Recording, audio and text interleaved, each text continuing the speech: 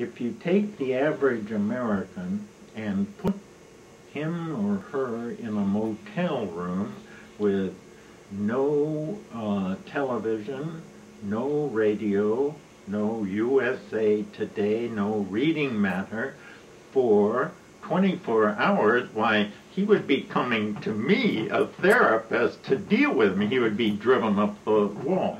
I am dismayed by the extent to which the university today has slipped into well, my word for it is scientistic mode, which in this context means simply the only kind of knowledge which is reliable and worthwhile and so on is objective knowledge which you can empirically prove and so on. I think retreats are immensely important. All the spiritual leaders not only were launched through them, but kept going back. Jesus would go and pray all night, a kind of withdrawal. Toynbee called it withdrawal and return. If we don't withdraw, we have nothing to return with. And in the south of India, there's a 71, 72-year-old man, Sai Baba, who is attracting global attention. Maynard Ferguson has been for 20 years or so a devotee, and Maynard, the Sai Baba said to him on one occasion, "I know that you're a very famous trumpeter, and I can believe that," and I don't know if he had heard him play, but he said, "Your music still needs a little more light. And so I'm going to give you this ring so that when you play it, why then from the lights that are playing on you, it will sparkle and it will give more light into you." And with that he produced the largest diamond that Maynard had ever seen and handed it to him. Welcome to Souljourns, and to the story of globally prominent author and professor Huston Smith, the author of The World's Religions, reputed to be one of the greatest-selling books of all times, next to the Bible, and acclaimed as a brilliant synopsis of Hinduism, Buddhism, Islam, Judaism, and Christianity. This is the first Souljourns interview recorded in 1997 in Berkley, California. Huston Smith, first of all, I want to tell you what a pleasure it is. Indeed, it's an honor to have this opportunity to speak with you candidly and to invite you to share with us. Actually, as far back as I can remember, I think I would have to define myself as a seeker.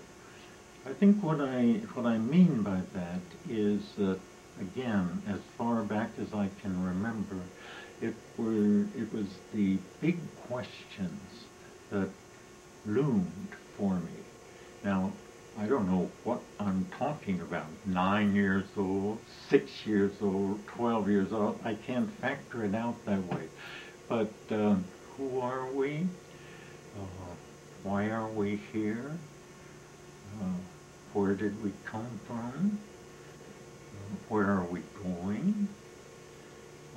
What are we supposed to be doing, if anything, while we're here? I mean, those kind, if you want to put it in a negative light, you might say these kind of brooding questions. That doesn't mean that I wasn't interested in fishing and flying kites and all the other things, but nevertheless, that kind of aspect, I can't remember a time when it wasn't there. And did you ever get to the point in your life, whether this first struck you when you were 9 or 29, did you ever get to the point in your life when you felt satisfied that you found the correct answers to most of those questions? Well, that's an interesting question, because I find I have to answer it in two parts. With regard to the general trajectory, why, I would again say that whether it was instilled into me by my parent, my home life, or whether I came to it, I don't know, probably more I was conditioned to it. The trajectory has always seemed pretty clear and in place. And the other half, the second half is, of course, the specifics. One can know that this is generally west, but then the refinements with the compass and things like that, those bristle, and I don't think they ever go away. So it's that two parts. The general trajectory has really never been in serious question for me, but then, okay, which precise degree do I turn to the left or the right on this occasion, this problem, this stage in life? Those, I think, are with us to the very end. Are you comfortable talking about your own spiritual take on life, which may be changing from week to week or decade to decade, that isn't strictly of an academic nature? Oh, I'm very much involved with that. My entire life has been professionally in the university, but personally in the search and on the path. So the interface between those has been an enduring constant through the years. Now, let me try to see what you're trying to tease out from me. Have I been comfortable?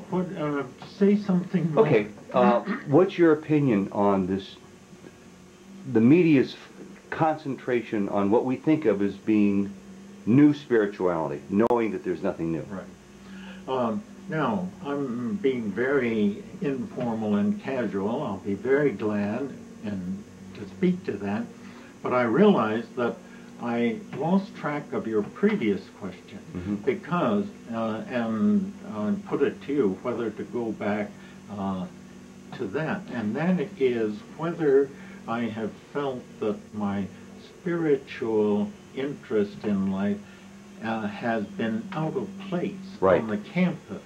So shall I say a word about that before going to the New Age? Also, Huston, I just want to say, one thing Ted's asking is for your permission to ask you questions about your personal beliefs. We would like to learn from what you've learned. Well, you feel free. Thank you. So these two, like saying I'm in the public domain, whatever that comes to, large laughter. So back to spirituality on a campus of academic pursuit. Well, Bill Moyers asked me that and pushed me pretty hard on that question, and I was glad that he did. He asked if I felt at times like I was going the wrong way on a one-way street. You may recall that question. And no, I never thought that I was going the wrong way. Now the others may see, but no, let me just say at the start, the university has been very good to me. And I cannot, with all the flaws I keep reiterating, and I think we ought not to gloss over, I can't imagine a vocation that would have given me as much personal satisfaction. So I say that just to make sure that I'm not coming from sour grapes. I get along with my colleagues, and they, as I say, they use my books and the like. However, it's like a lover's quarrel. And the other side of it is that I am dismayed by the extent to which the university today has slipped into well, my word for it is scientistic mode, which in this context means simply the only kind of knowledge which is reliable and worthwhile and so on is objective knowledge which you can empirically prove and so on. And this has driven religious studies teachers, who are the new kids on the block, to emphasize the objective, demonstrable aspects of religion, like what are their holy days and what do they do in their rituals. Objective, historical, empirical fact. Now, those are not unimportant, but if I can quote scripture, these things ought ye to have done and not left the others undone. The real source of religion is inward.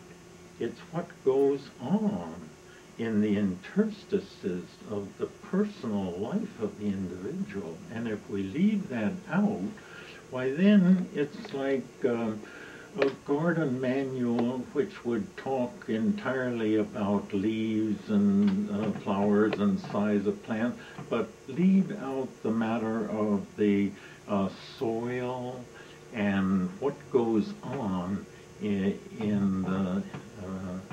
that kind of process. So it's the totally objectivizing and giving the outside external fact, but scant attention to what the inner vision that quickened the light and actually caused the outpourings of these manifestations of holy days and ritual, not attending to the real source, core, generating spirit that produces these things. So that's what I've had to live in. But I've had no trouble. I've never been called by anybody as that I'm trying to proselytize. It's very easy to do. In fact, Flannery O'Connor put it wonderfully, that, you know, the Catholic story writer. She said what she tries to do in her stories is to get people looking and glued in a certain direction, and then hit them over the head with a 2x4 and they won't know what struck them. So what one does is, and it's very easy, I don't talk about what I believe, I talk about what they believe.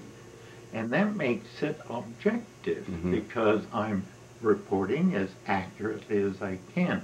But I find that if I do justice to what they believe, it is of such nobility and worth and power, or it would not have generated these traditions and millions of people over there.